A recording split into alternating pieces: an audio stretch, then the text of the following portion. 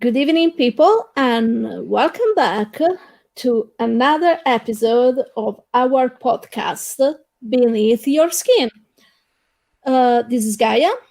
I'm watching the world going crazy, and to cheer myself up, I am watching horror movies also because they make more sense than the madness going on right now around the world.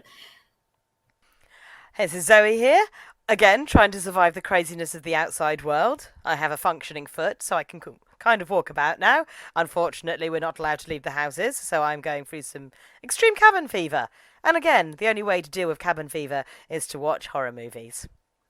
And today we are going to analyze an Indonesian movie called May the Devil Take You. And people, if you didn't watch this movie, stop now, go watching it, and then come back because this podcast is full of spoilers, but above all, because you really need to watch this movie.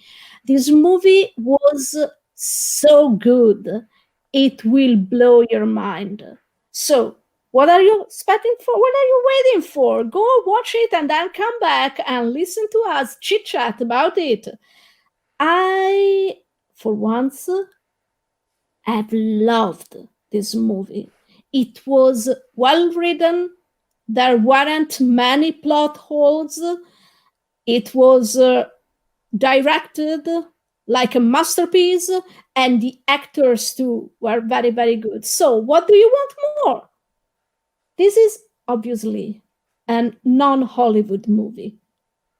We can see it since the beginning because it's so clean, so full of details, but the frame, the scene is never overpowered, is always very clean, almost sterile sometimes.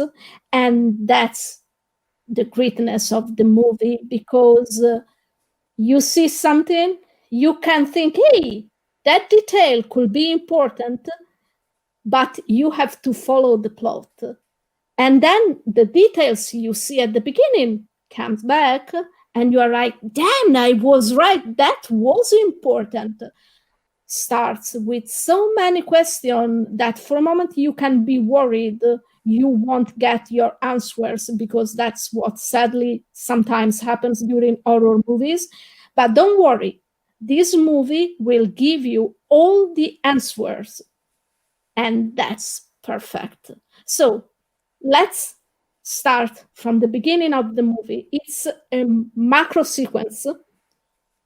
We are outside, we see a beautiful house. There is someone inside the house listening to very cheerful music coming from the radio.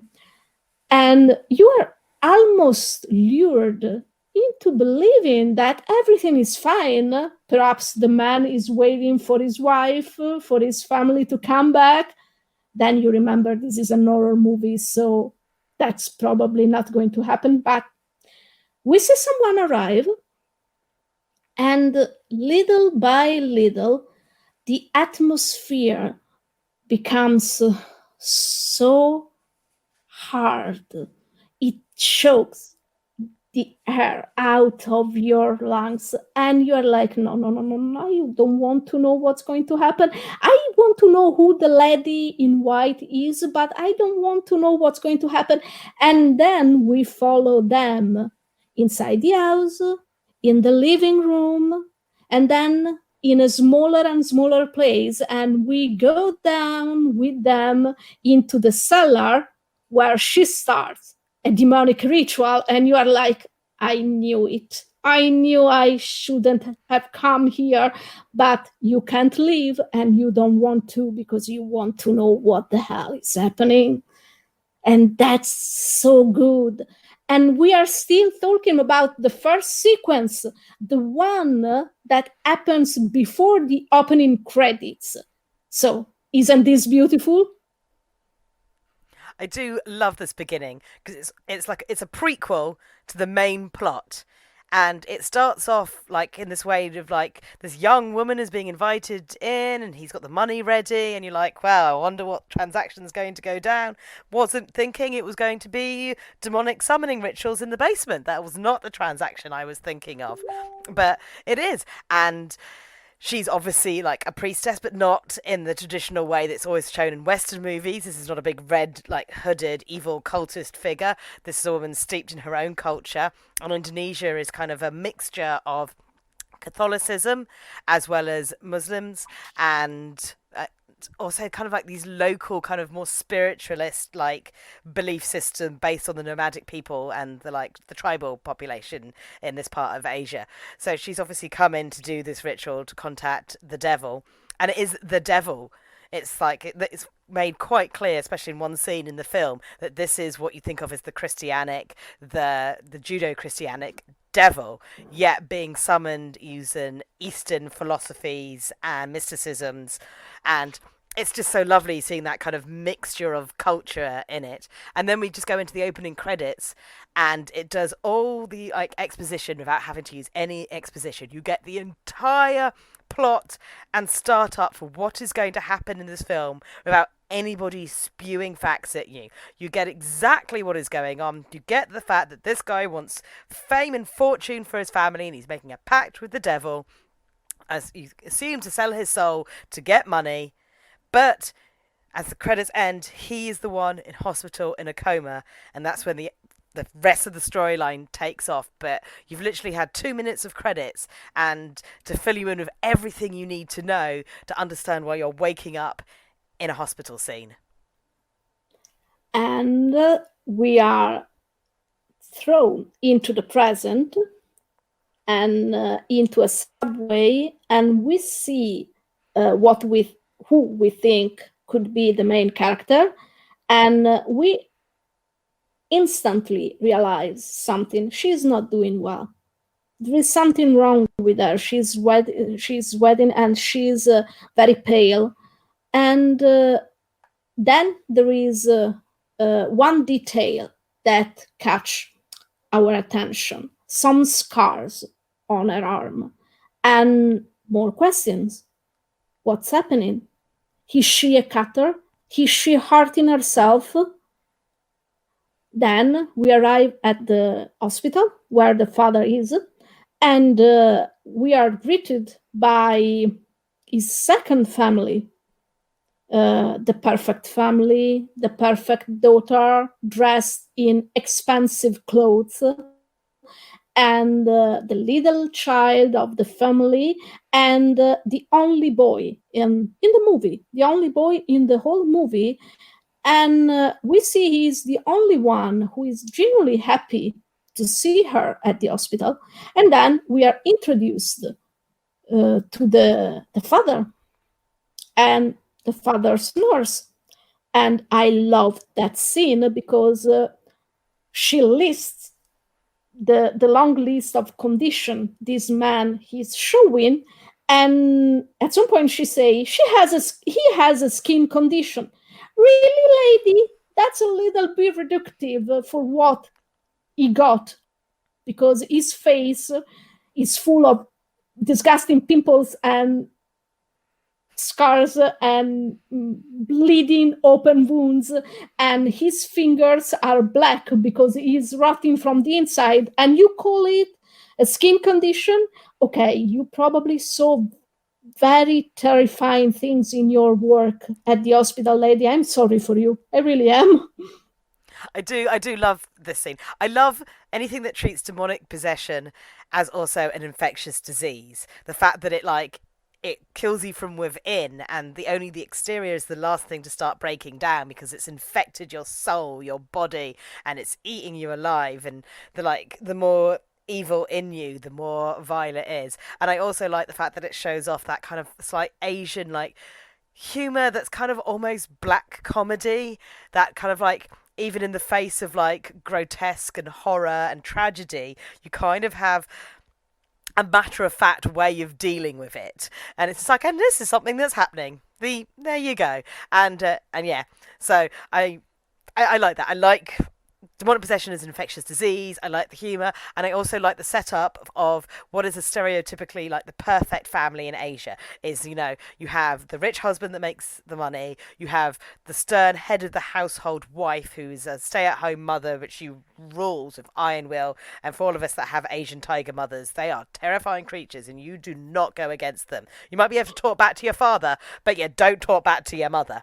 Then you're meant to have the first son who's going to take over the business, and then you have like the perfect daughter that's going to marry well, and then you always have the sweet innocent one that's like, this is my cute little sweet innocent one.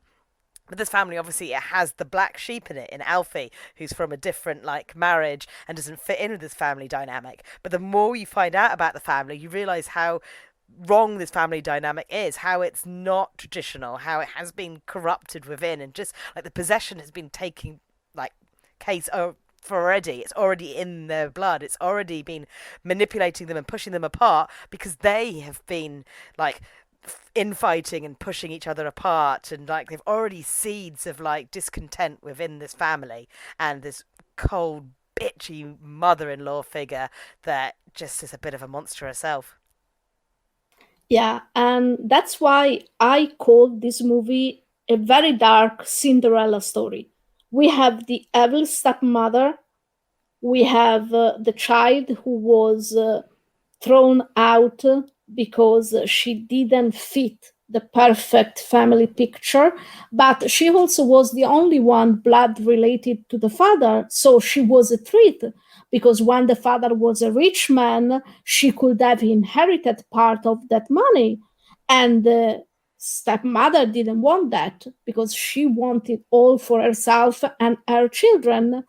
And we see that there are two outsiders in this story, not only Alfie, but also Ruben, because unlike what we know and we thought about Asian culture, where the male son is usually the favorite. This time, that's not the truth because Ruben is more of a servant himself than a son because he is the one who cooks, he is the one who drives, he is the one who cleans. And he is also the only one who is really happy to see Alfie and who wants to have a relationship with her. So both of them are not on the evil stepmother good side right now, and she shows her true colors just a little bit after she arrives at the house who that was once an happy place, a place full of happy memories, the place where a happy family was living, now is rotting and decaying like the father's body at the hospital because something terrible happened there, and the house is still representing that terrible thing. So we go inside once again, and this story is told with parallels. Many things happen in a parallel way, and that leads us to the conclusion of the movie. So we are once again inside. The house is totally different, of course, because no one lived there for a long time. But we see the same cellar door that we saw at the beginning. This time is locked. And guys, I really mean locked. Is nailed shut. There are many locks to keep something inside. We know that. And of course, we watched enough horror movies to know that a locked door like that shouldn't be open, but we also know that someone will open it. In the meantime, Alfie is upstairs opening another closed door. But while the door she opens lead us to understand something more for the plot, the door downstairs that is being opened at the same time, it only lets free something that was locked inside, and we know we are screwed. Yes, this is where you start comparing it, this aspect of it, very much to The Evil Dead. It's very much like that. They've released something, and it's come out, and it's really good because it's like it is demonic possession, but it also has like zombie file to it, and it's just like, yeah, there's a zombie vibe definitely going on, and and it just, once the evil is out, the effects, the visceral nature of the prosthetics and the practical effects are phenomenal in this film. I love them. The acting is really good, especially on the mother's part, to be able to move that. And it does that thing that I love in the fact that it doesn't rely on special effects. These aren't CGI monsters coming at you. This is like a real person. It's a real entity. It's something that like can actually scare you, and it's got some very nice creepy moments. I love the slow pan down. The younger daughter, Naya. I keep getting Maya and Naya confused, but the youngest one, she's like, Mum, Mum, Mum. And you just see that hand on her foot. And then it does the horror, like, pull back. And you're just like, oh, she's going to be possessed. Very well done. Yeah, absolutely. And like always, the younger child is ignored because usually children in horror movies have two roles.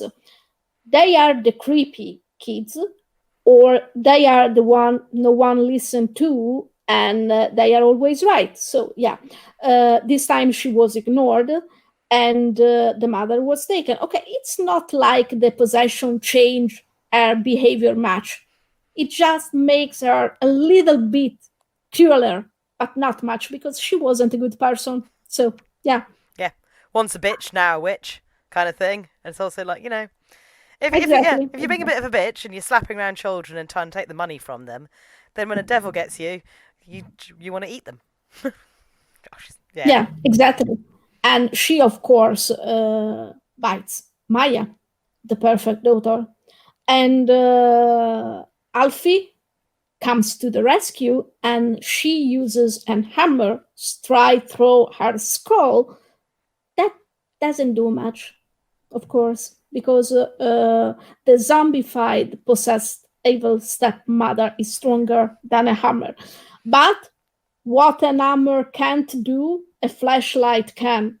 Because a little time after this scene, Maya is alone in the woods because she shows her bitchy side, and she runs away after Alfie is trying to help her after they split. Because, like in every horror movie worth this name, the main characters split, of course. So if you are trapped in a house with a possessed person, please don't split. And even better, don't get trapped into a house with a possessed person. That's even better, and you are even safer like that. So, but don't split. So they split. Maya is not a good person. She's a lot like her mother. So she shows her true colors while Alfie is trying to help her. So she runs away, she takes the only flashlight, and she uses it to smash what was her mother's skull into nothing, I guess. So we don't see what happens to her, and that's probably good. But of course, we lose her for a little while, and we know nothing good can come back from that. We know. Because Maya is such a nice person, we know she's going to turn into a bitch. Yeah. Yeah. She already was, so. Oh, yes. But then, yeah, as we start, like, seeing more of like the destruction, and you start kind of worrying about the survival rate of characters you like, and you're like, oh no, nice people in this movie aren't going to get very far.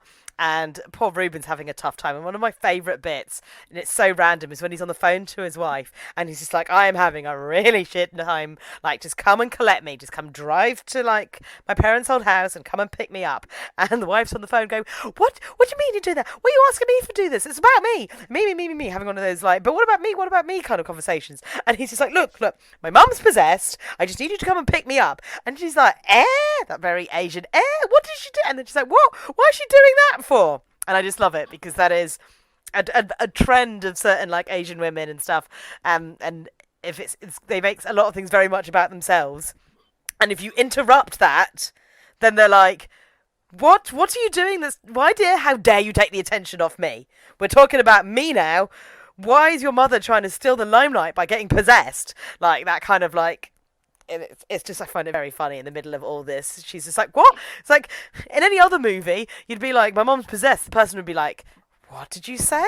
But no, no, she's like, what? Why? But obviously, in true horror fashion, nobody charges their mobile phones, so the phone dies. So she's like, can't get the GPS to get to the house. Although she does eventually get there and turn up, but that doesn't go so well for her, really. No, indeed. Even because, as I said, Maya was a bitch since the beginning of the movie, and of course, the bite got infected with the demonic disease, and she kills her. So, yeah, she arrived to save everyone, and she dies. And she wasn't even my favorite character. My favorite character was Ruben. And the moment I said that to myself, I knew he was going to die, because in horror movies, when you really like a character who is not the main character, that character is going to die. And that's exactly what happens, because Maya decides that the source of all of our suffering, of all of our problems, of all of our bad luck, and blah, blah, blah, is Alfie. So she decides, you know what? Why don't I allow the devil to enter me so that I can get my revenge? And I can save my perfect family, and I can have the perfect life I deserve. And of course, that's not going to work, because the devil never, ever, ever does something nice for you, because you have to pay for his help, and his help is never a good thing. And here we are again with two very important things, two very important details in the movie, but in many cultures at the same time: blood and hair. Hair is a very peculiar thing. When a child has his first haircut, the mother usually keep one small lock of hair to remember that moment. Hair can be used to find someone through the DNA, and hair and blood are also two very powerful ingredients in potions and curses in almost every culture. So here we have both hair since the beginning and the blood relation between the father and Alfie, something that Maya doesn't share. So that's why we lose Maya to jealousy, and she let the devil inside, and she is not the smarter tool in the box, so that's not going to work out for her.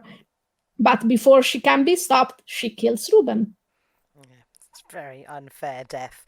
I mean, I did like the use of the like voodoo doll esque things, but like the effigies. So each member of the family is made into this creepy little doll with like some of their hair tied round to kind of like make them into like effigies of them, and and then Maya Devil is using them to kind of like, if I pull your leg this way, your leg breaks, and I can throw it around the place and then slam you into walls.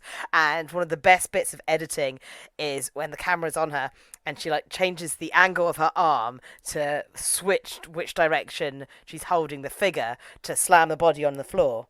But at the same time, the whole camera angles flip with it, so it makes a very disorientating kind of scene of like juxtapositions, because you're not like sure if up is down and down is up, but you know that like this poor Alfie's being slammed into walls, and it's just some very nice editing, very nice like camera work, and another way of using like practical effects and like filming techniques to build intensity in the scene without having to use special effects at all. And it's just like, oh, this is some nice, very nice, like, yeah, filmmaking. Well done, people.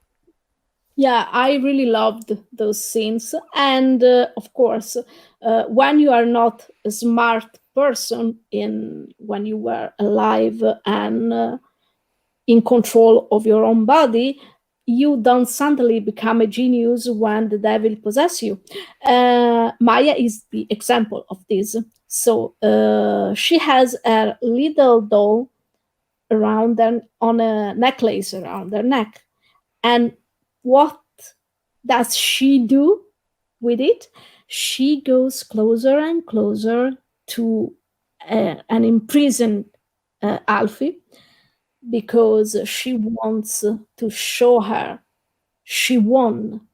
She wants Alfie to know she is the winner, she is the smarter, she is the one on top. And of course, getting closer and closer, it only means that it's easier for Alfie to grab the small doll and throw it into the fire so that Maya's body burns with it. And that's how she dies. Burnt alive because she was just like, well, yeah, you don't, if you've got like living effigies of yourself, don't keep them on your person, hide them somewhere so that people can't easily be like, haha. But the thing is, that's not the end of it. You're like, she's won, she's saved the day, she's burnt up, like, but the thing is, it's like the devil can use more than one body. And we know that so much evil and corruption has gone down that the devil itself is now lurking in the house. Because you see that one shot of walking past the door, and you see a winged, horned goat figure standing in the background watching them. And you're like, the devil is so close, but it's playing with them. It's just like, it's not even down to serious business. It's literally infecting a couple of them to cause more chaos because it doesn't even really need them. It's got so much power, but the devil wants to play and wants to like take revenge on this family for the dad's action and refusing to like give up his soul and stuff. And it's there, so Yeah, it's just trying to, yeah, make them like be punished. And we also find out how Alfie gets her scars. We've seen little flashbacks to it, and at first you think the mum tries to kill her and stuff and like drop her off the balcony, and then you find out that the mum was her biological mum was the one sacrificed in the spell and was the one taken so that the father could become rich and get the perfect family with his new snooty wife and snooty kids. Although Reuben turned out to be a nice guy. but he cannot do the same with Alfie because Alfie is blood related to him. And here, blood, another powerful ingredient for passions. And blood is what saves Alfie's life, but only a little bit because her life is ruined. She has lost her mom, she has lost her father, she has lost everything, and now she is left to destroy what her father couldn't destroy because killing the priest didn't work. Because, of course, the priest was the devil's wife. So she's supposed to be a lot more powerful than a normal human being. And so when we think everything is okay again, when we think that shit is done and nothing is going to happen again, from behind Halfie, the dead priest arrives and shows her face. That's the same face Halfie saw at the beginning of the movie when she visited her father at the hospital. And this time is a fight of minds, is a fight of souls, is a fight of two different kind of power. The witch wants Halfie's soul, and Halfie wants to survive and to save Nala. So those two opposite forces are struggling, and only because Alfie is not selfish. Alfie doesn't want to save only herself. She wants to save Nala first. That's why she can win. Because unlike everyone else along the whole movie, she is selfless. She is broken. She has a broken hand. She has a broken leg, but her mind and her soul are still strong. And that's why that priest cannot win against her. And there's also the idea that the very youngest daughter is her only blood relative. So while Reuben and Maya may not have been, Naya is.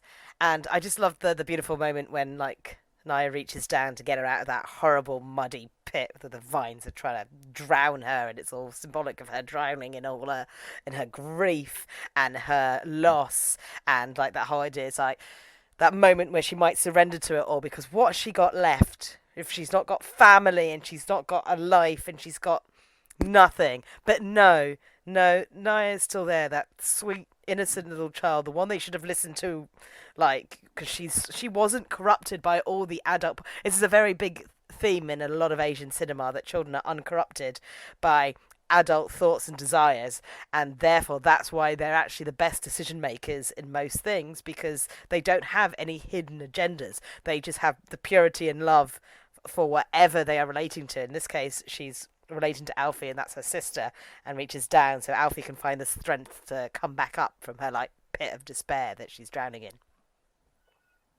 And as I said at the beginning, the movie was beautiful. It ends well. I mean, a lot of people died, but at least Alfie and Nala are okay. They leave the house, but the question is it really over? Can't cheat the devil. Yeah. So, people, we reached the end of this episode with this very cryptic question, of course, because we like it like this. And thank you for following us. Thank you for listening. And if you want to leave a message to us, feel free to do it. We have a Facebook page called Beneath Your Skin, and we have a Twitter, Beneath Your Skin. We also have Tumblr, Beneath Your Skin 2020. So please come and join us. And if you have questions, feel free to ask. We'll try our best to answer.